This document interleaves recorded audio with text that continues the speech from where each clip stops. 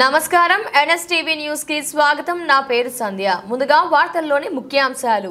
Karimnagar smart city అంటే రోడ్లు సుందరంగా ఉంటాయని అనుకుంటారు, కానీ దానికి విరుద్ధంగా ఉన్నాయి నగర రోడ్లు। ప్రస్తుతం రైల్వే బ్రిడ్జ్ నిర్మాణ పనుల్లో తార్ రోడ్డు వేసి పనులు చేపట్టాల్సి ఉండగా ఉన్న రోడ్డు అతలాకుతలం అయిందని, కరీంనగర్ నుంచి మంచిర్యాల వరకు వేలాది వాహనాలు రాకపోకలు సాగిస్తుంటారు।